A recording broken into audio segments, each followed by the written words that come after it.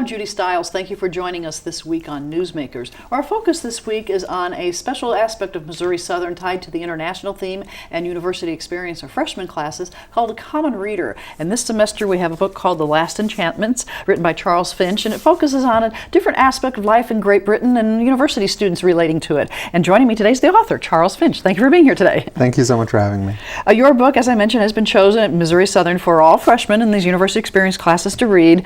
What was your reaction when you found out that I've got a group of students at a university in Missouri reading this book all together? I was so honored. I mean, I think I've talked to classes before, but 1,000 people, that's a lot of readers. And it's actually a book about being a student and about like that sort of interesting moment in your life where you're wondering what you're going to turn into and who you are. And so this is exactly who I was hoping would read the book. And so I was really excited. And now you're on campus at Missouri Southern as we're recording this program, having a chance to make presentations and meet some of the students. Tell me how that's going.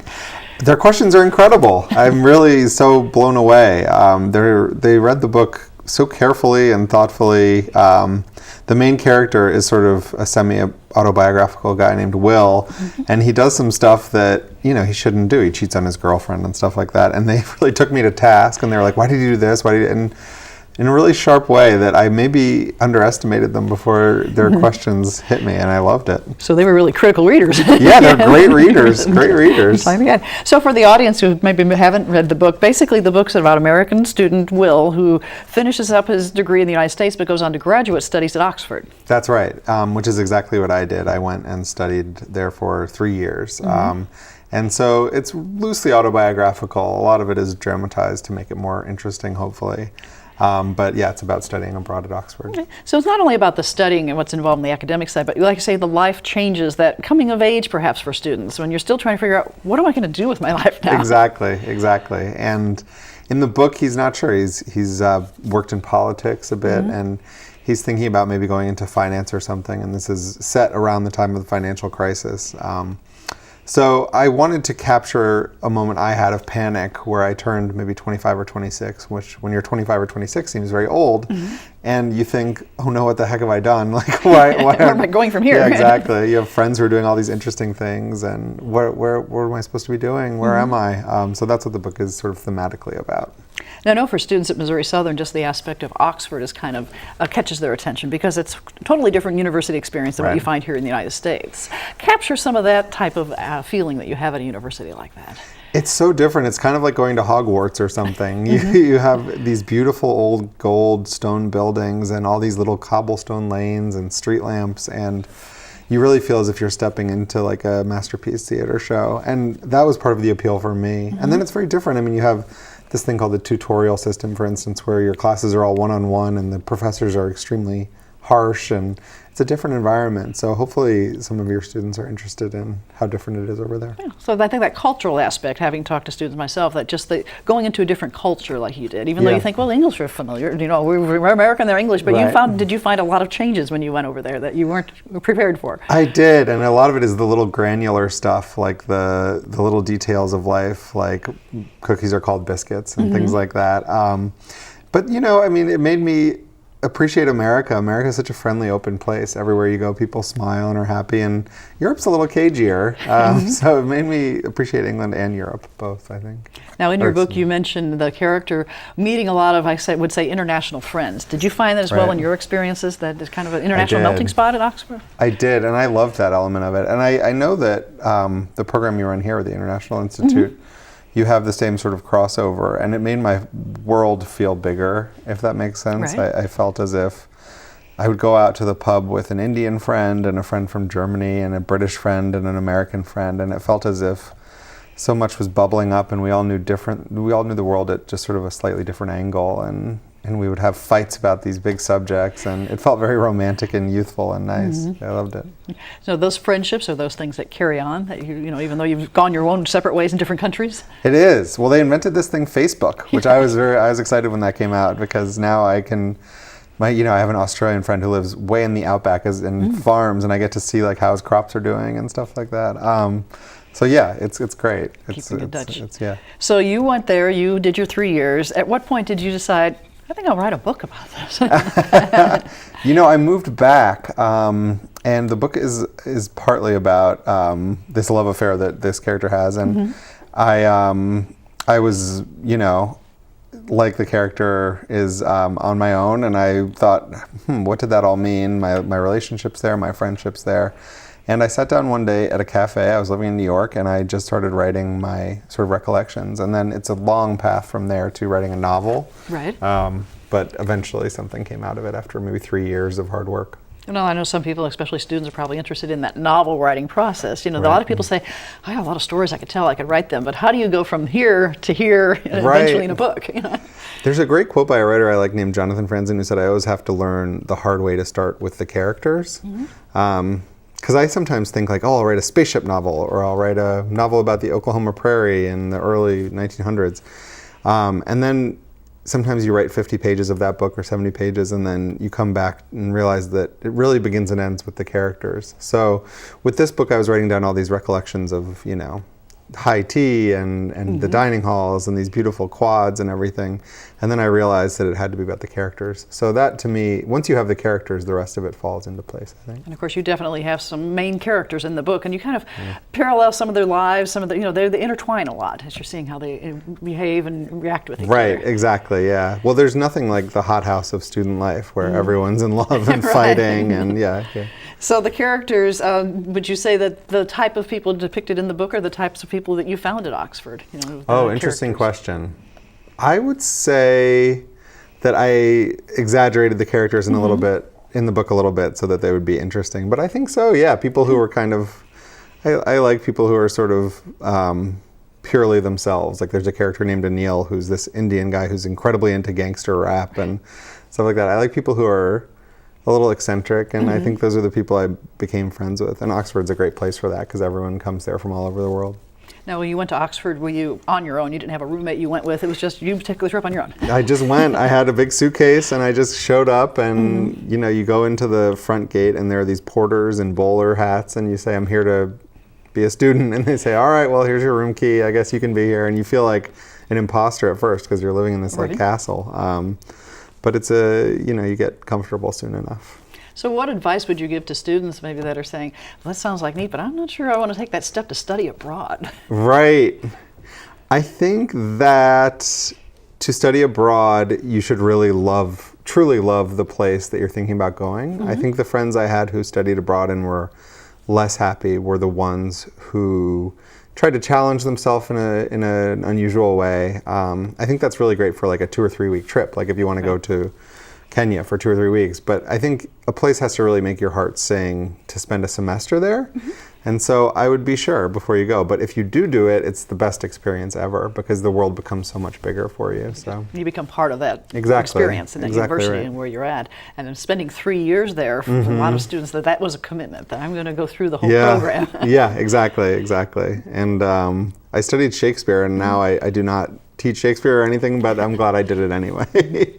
Well, what about that aspect of Shakespeare? I mean, obviously you're right there where Shakespeare's hometown, home country. Yeah, you know, I was, as an undergraduate, really interested in kind of Elizabethan drama and English, and then I sort of drifted away from it and got more and more interested in contemporary fiction and stuff like that. And this is where I ended up being a writer instead of being an academic. But I was glad I had the experience. So you're looking along those lines. Now, looking at the book itself, I know there's a lot of aspects, and I have a class that has been looking at the book as well. Right. Some of the quotes, you know, they've looked at them. Some of they could relate to. So one, you know, you talked about the hours of the early hours of the school year. There was always chances to meet new people. Kind of those reassuring that, you know, you're not alone. Did you find that as well, that you were able to meet new people all the time? And it's, you know, I mean, your freshmen, I imagine, are constantly thrown into new groups, and that can be nerve-wracking. I think high school can be like a sanctuary, but I think it's the most exciting time almost of your whole life. That first fall and winter of freshman year when you meet 1,000 people and you know, you realize the world is so much bigger than I thought it was 10 minutes ago. And that's the feeling I tried to capture in the book anyway.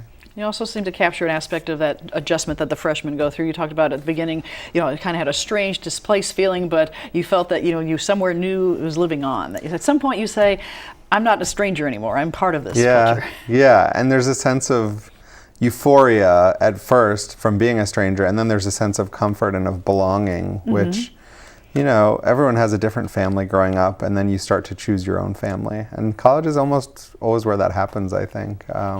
I saw the kids in the classes that I was sitting in on today, and you can just tell the friendships are going to be there for 50 years. And I love knowing that, like these 18 and 19-year-old kids. It's making an impact on their life and so forth. Yeah. Now, you touched on some serious topics in the book. I know there's an aspect in there where around we see today terrorism comes in because of one of the characters. Right, one of the characters' sisters is a victim of terrorism. And I wrote the book in 2009 and 10, 11 a bit. And it was, I wanted to, Oxford is such an ivory tower that I wanted to bring in an element of the real world and have Will, who's the main character, question whether he's wasting his time by sitting on these pretty lawns and going punting and things like that.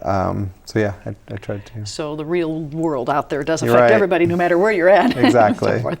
And then there's one other quote I know the students discussed, and toward the end of the book you talk, when you're finally a grown-up, one of the things you find out is that there are no grown-ups. Do you think that's true? So what do you think? I'm wondering on that feeling. Is life just a continuing learning process? Is that what you're saying, or what? I suppose I think, yeah. I mean, is someone in charge of life? I don't know. Everyone's just sort of learns. Everyone learns their distance from everything. You learn like, well, these are my people, and this is. But I don't think anyone masters life. But maybe it's going to happen to me within the next year or two, and I'll come back and be like, oh wait, I mastered it. There are grown-ups. So do you find that goes with that coming of age, the changing, that it's not like you magically walk out the door with a diploma in hand and suddenly you're a grown-up now, you can handle everything. Right, that's so true. And I wish that more college kids understood that, because I feel like there's so much pressure right after school to decide who you are, and you need to give yourself space to think about what you might want to do and everything like that, which is what the book's about. Now, the education system aspect, Oxford, you mentioned the tutoring and so forth. Tell me about the adjustment for that. We have lecture halls, we have small group classes in America, here at Missouri Southern. How did that adjustment come through, the different type of teaching? Yeah, they're much meaner. The professors? The professors are really mean. They're not like the American professors where they coddle you and it's okay if you missed a little of the reading. They will they'll rip your paper up in front of you. It's pretty harsh. So I find that kind of, I didn't mind it so much. They made you get down to work. Yeah, exactly. It kept you pretty honest. But in general, it's the same kind of thing where there'll be thoughtful small groups for seminars, and your advisors will be extremely dedicated and intelligent. But it's mainly more one-on-one, I think. Here it's more group, and there it's more one-on-one.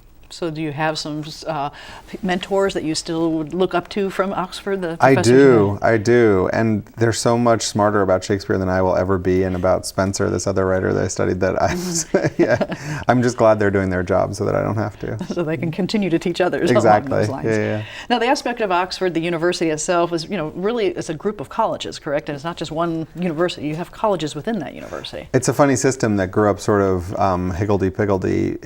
Basically, you belong to an individual college. Like there's one called Christ Church, which is very famous, and one called Magdalen, and one called Merton, and then you belong to the university as a whole. So it's something in between like a college itself, a university itself, and a dormitory. So it'll have its own dining hall, and its own chapel, and its own library.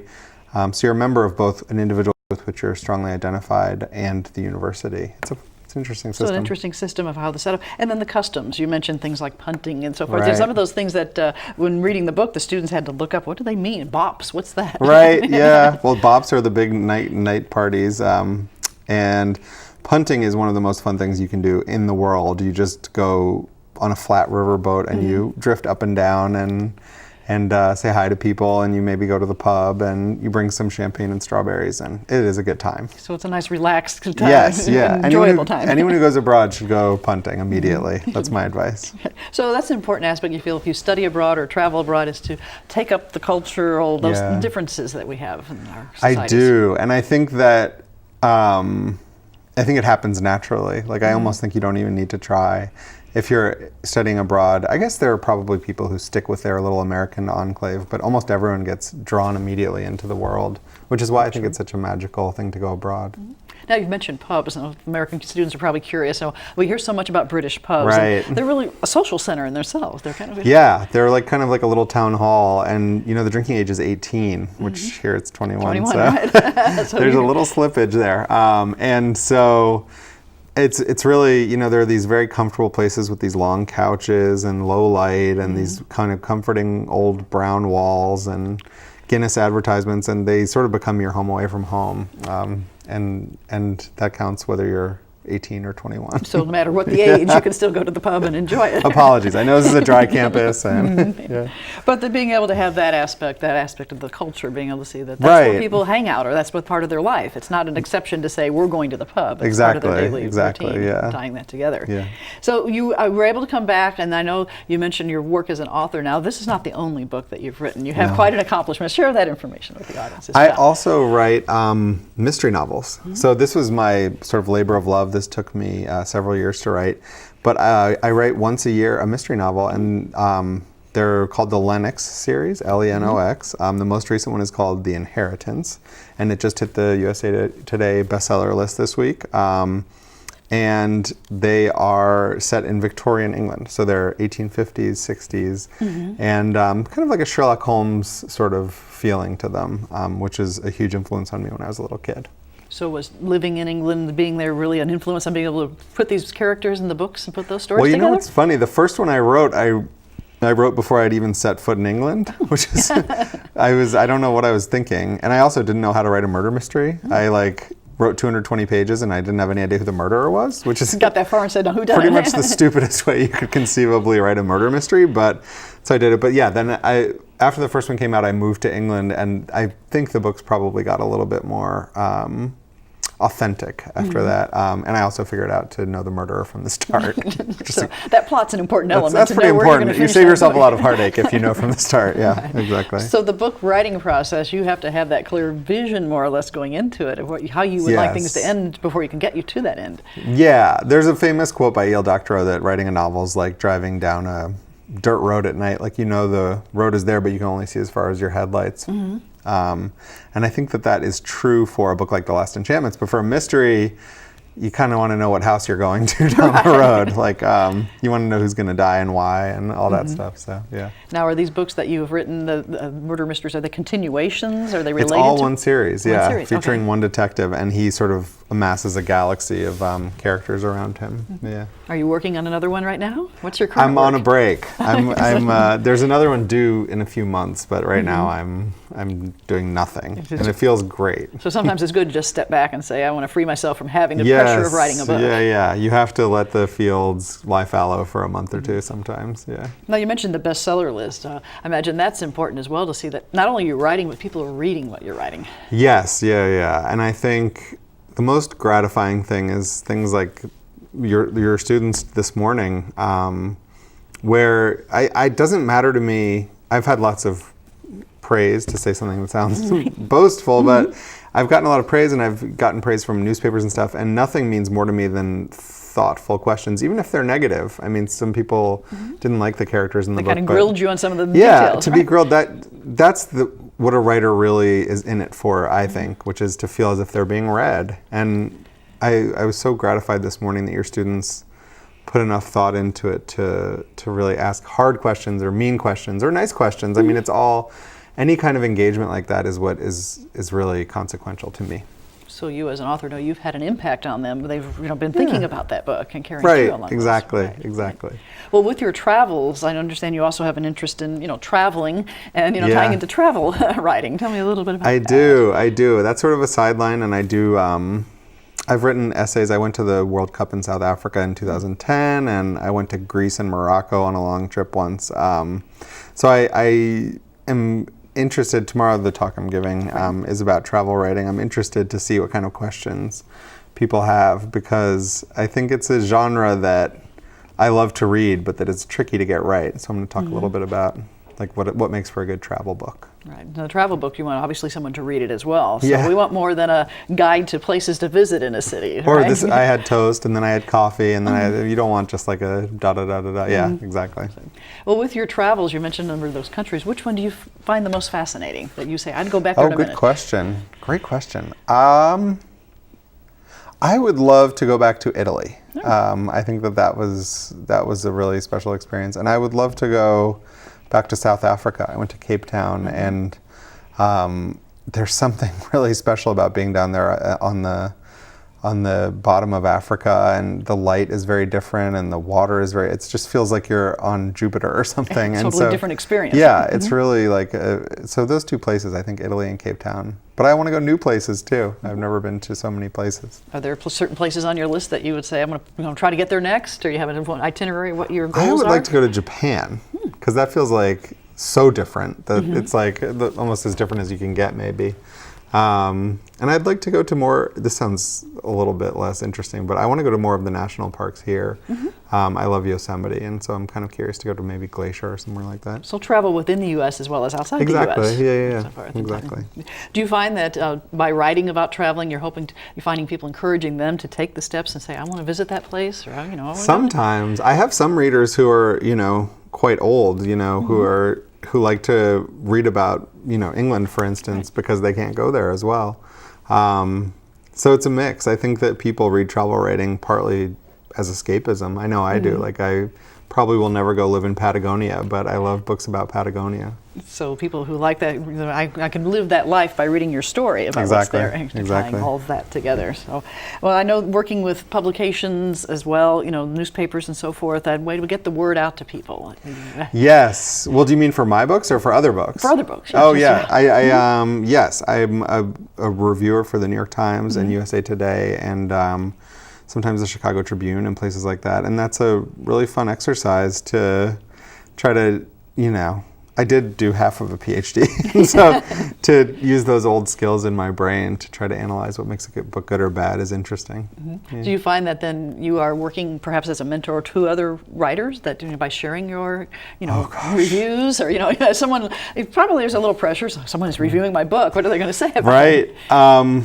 I do not think I am anyone's mentor. I don't. I wish I were smart enough to be a mentor. No, I try to write as honestly as I can, and writing a bad review can be, it's what I sort of said earlier, like you're engaging with it. You respect the book enough to consider it seriously. So. Right.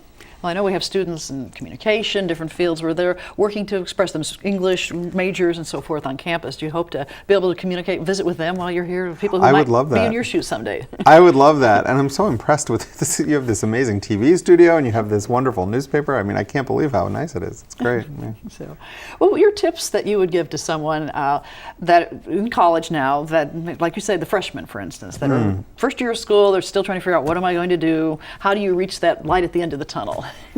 I think that if I could go back in time and give myself advice, it would be to buy Apple stock, I guess. Yeah, right. But it would also be not to be so hard on myself. I think that when I was 18 and 19, I thought that I needed answers, and I wasn't patient with myself. I thought, like, oh, what am I going to do about my career? Like, what am I going to do about this person I might or might not be in love with? And I think just everyone being 18 is an interesting moment of life. You're an adult, but you're just a beginner adult, and I think just gentleness with oneself is the lesson that I would advise.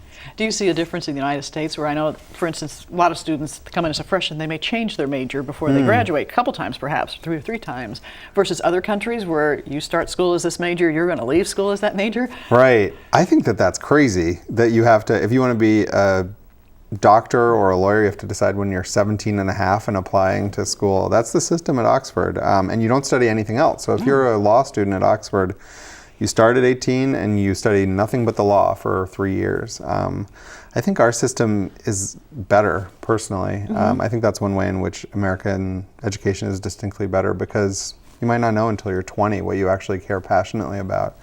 So.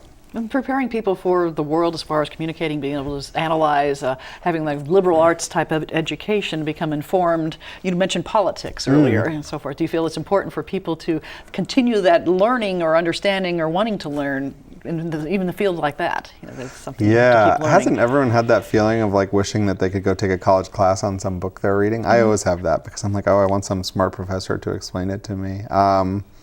Yeah, I don't know if people do stop learning. I mean, I think you notice that, like people reach a certain age and they stop wanting to take in new information. And a writer's first job is to resist that feeling, because I feel it too. I'm like, oh, well, why should I learn about this? So you have to have that constant curiosity, wanting to continue to learn. You have to push yourself to wonder about new people. Well, we hear so much about in today's world, the social media, the electronic computers and so forth. How do you feel that's affecting authors and books? Oh, good question. I actually think that it's a uniquely great time for books, because everything is fast now, and a lot of the stuff that, when I was a teenager, I would talk on the phone for hours, which is hard to believe in retrospect.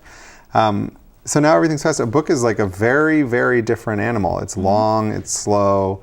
You get to know sort of the really deep parts of another person. And so I think it's kind of like slow food. I think that it's especially valuable now that everything is accelerated. And I'm fascinated by social media. I love it, and I think it's useful, but I think that books are maybe more prevalent than they were 20 years ago for that reason. So when we hear about concerns in society as a whole about literacy, people reading, you feel that it's important, even the youngsters at an early age got used to holding a book. Yes. And I'm also not a fan of Kindles. I want everyone to have physical books, but that's just because I'm a curmudgeon. So you go back and forth in a book a lot easier than you can in a Kindle. Exactly. It's a good technology. Tying that together. So, well, sharing your information today, speaking to the students here at Missouri Southern, what would you say would be your goals as you go forward with your career, with what you'd like to accomplish? Any Well, that's a good goals? question. I think that I should just take the advice I was giving myself 1 minute ago and not be so hard on myself. I think I'm going to try to write as well as I can and see what happens. I think, I've published a lot of books, and I think I'm over the pressure to keep publishing. So now I'm just going to write something I love. So there is a pressure at first that I've published one, now I've got to do another. Yeah, you have to sort of make it over the transom a little bit, and then, but now I'm sort of on the inside of the pen. And so now I can maybe take a deep breath and think about, what do I really care about? What do I want to write about? Okay. So we can kind of stay tuned in TV world as far as what you might be publishing and writing next. Yeah, there'll be something soon. So we can look at that. Yeah. Well, I'd like to thank you very, very much for visiting with us today. Thank you so much. I appreciate it. I really appreciate it. And I'd like to thank you, the viewers, for joining us this week on Newsmakers. I'm Judy Stiles. Hope you can join me again next week at the same time on the station. We'll see you then.